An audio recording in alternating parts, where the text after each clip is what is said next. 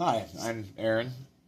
Aaron. I've been learning Blender in my downtime since October of 2024. Just learned how OBS works and recorded the bulk of the modeling, sculpting, retopo, rigging, texturing of this dwarf for a short animation idea I had. It took a minute. Even at 16 times speed, there'd be a lot of dead air, so instead of just leaving it there, putting random music over top, I'm gonna review what inspired me to make the thing.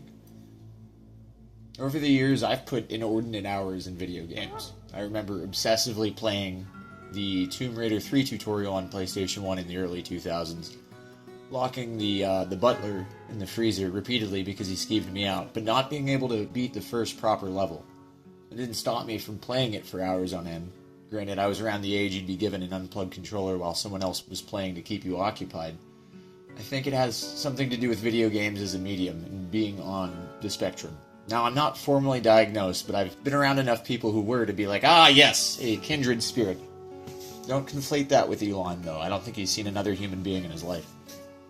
Anyway, video games as a general medium have mechanical depth and operate on discrete, predictable systems.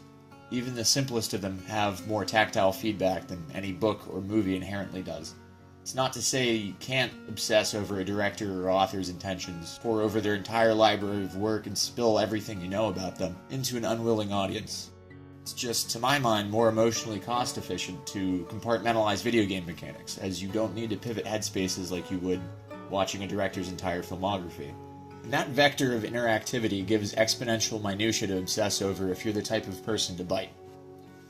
My favorite games over the years are often rich in the interplay of systems. Top 4 on Steam hours-wise as of right now are Terraria, Stardew Valley, Baldur's Gate, and Project Zomboid. But every time something sucks me into that obsessive weird headspace where you lose track of time, it's usually got that same underlying factor, short of one-off situations where I arbitrarily go, I'm going to try and 100% Resident Evil 2. The latest thing that pulled me in was Dwarf Fortress. And if you're into procedural system interplay, I would say it is the ultimate example of that.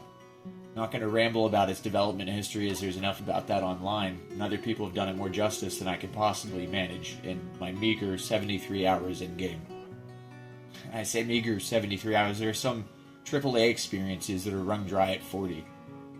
Originally started in 02, its ASCII graphics streamlined mechanical development and iteration, and to this day they're adding to it. You can see how after 23 years of development, unfettered by having to design art, the mechanical depth would be insane. I say 23 years, but really it's more like 16 years with the Steam release. But that's all retrofitted art with relatively low overhead. Mechanically, it's identical. Though I don't think I could have wrapped my head around the ASCII version though, the sprites help immensely with readability. That being said, it's not for everyone. There's a steep learning curve, the UI can be cumbersome, the ramifications of your actions while learning the ins and outs of the system are often super latent, leading to lots of, fun. Part of the appeal is filling in the blanks with its emergent systems. Every dwarf has individual preferences and motivations. You have whole family lineages, reactions to a litany of stimuli, food and item quality based on the skills of whoever made them, were animals, vampirism, ghosts showing up causing problems if you don't properly memorialize the dead. You get the idea. All these things can be noisy, and nothing in Fortress mode is really in your control aside from planning and preparation. It's a good exercise in writing, honestly. In 10 seconds, a fight can start and end, the results of which are the culmination of the past 3 in-game years of countless systems rippling outward. The actual battle you read out in those 10 seconds looks like Doran Lolokmadoth strikes some Lovecraftian throat sounds that I have absolutely no chance of not butchering, the Forgotten Beast in the front left tentacle, ripping the skin ad infinitum. But if you were paying attention to Doran's history, there's a deep, tragic story there. He was a 26-year-old fisher dwarf who migrated to your fort in the year 101. But there's no need for fisher dwarves as the surface water is scarce where you settled. He started making a living carving stone charms and statues he'd sell to neighboring elves. And the fortress grew primarily due to his efforts. Liaisons from the settlement's homeland extend a coalition invitation to his fortress leader, who appoints Bim Mengabon, the baron of the settlement. Dorn continues to carve stone, learning to enjoy it, but dreams of being out on the water again, reminding him of the times he spent with his father, as his father did before him. Doran finds love and marries Atzel Salernovel, another craftsdwarf, having a son in the autumn of 102. One day, Bim bans the export of rings on a whim until a solid gold statue of him is made. Most of what Doran's made in the past year were marble rings, which his wife had inlaid with gemstones. They both need to adapt to make a living until this ban is lifted. Digging deeper and deeper into their mountain home in search of gold to appease the Baron, they break through to this massive underground cavern with huge gold veins visible in the distance. Doran and Axel make their way down to the gold, and suddenly a massive writhing monstrosity breaks through the water. They try to run, but Axel is killed before she can make it to safety. Doran barely escapes with his life. Maimed and bleeding, he manages to lock the creature away in the cavern and crawls his way back up 70 stories. After weeks of rest, he's back on his feet, albeit with a bum leg. He raises a militia of fellow stone carvers, and they train non-stop for a year before taking on the beast.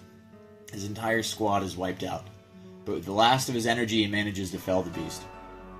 Bleeding out, he looks out at the seemingly endless expanse of water flowing through the cave and dreams of simpler times, fishing with his dad. He drifts off. Doran wakes up in the infirmary, now missing the leg that caused him trouble, but alive. While he was out, the Baron was found tragically eviscerated after pulling a lever in a broom closet, and the cavern, once harsh and unforgiving, has been fortified and become a safe section of the settlement's holdings.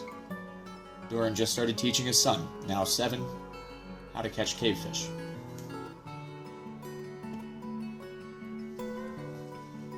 Generally speaking, you never really see a story that's that story-like and personal outside of Legends mode, which is, in short, reading the procedural lore. And I had to take a few creative liberties to make it sound that way, but it could mostly feasibly happen given the systems.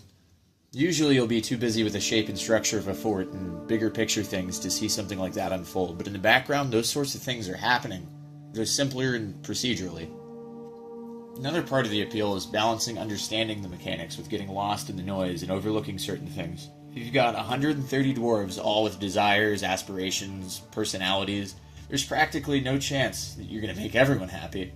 And letting go of control like that, with as many factors calculated as there are, leads to emergent situations that couldn't be written any other way.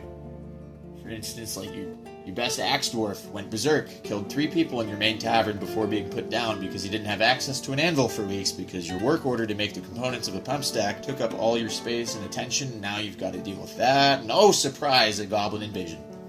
And if that's not deep enough, there's an adventure mode currently being developed. More in line with a traditional RPG, adventure mode makes the moment-to-moment gameplay more active. Rather than saying, go here and do this, in a vague gesticulation, you're in control of every step. It's definitely weird and meandery right now, and I haven't really personally touched it very much at all, given how much time you sink into Fortress mode. Story elements, being procedural like the rest of the game, are far more reductive than you're used to with your tailored RPG. You gotta kinda step out into the world with your own intentions and extrapolate the little snippets of information you get, as there's no win state. Now, I've heard of people using it synergistically with Fortress mode, that is, to build your fortress, retire it temporarily, hop into adventure mode with the intent on strengthening your fortress by building up your adventurer's skills, which is kind of wild in terms of how many hours you can read, or accidentally get ripped from your life, depending on how you want to look at it. Oh, and did I mention world persistence? If you wanted to, you could put thousands of hours in a single world gen seed, flip-flopping between adventure and fortress mode. When I was a kid, obsessing over a single level, or when a bit older, a single game for a long period of time, I think I usually went into it approaching fully understanding and absorbing the thing, coming from a place of comfort in discrete, predictable systems, behavior, and static headspaces. If I were to really try to do that with Dwarf Fortress, I don't think I'd be able to. Despite being made up of simple concepts on paper, the sheer quantity of them, and their near-endless chain of causality, makes it incomprehensibly eldritch. And at the end of the day, that challenge is appealing if you enjoy the process. Not so much if you don't enjoy the process, though. If you can't stand the UI, or don't find planning, preparation, course correction, and variable management engaging, it's not for you. Also, if you need a preordained destination to arrive at to feel fulfilled, it's not for you either. Not judging if you like that sort of thing in games, but if that extends to your day-to-day life, it's a trap. Don't do it. Enjoy the process. Live a little. Eat a bug. Strike the earth in spite of your own transience and cosmic insignificance.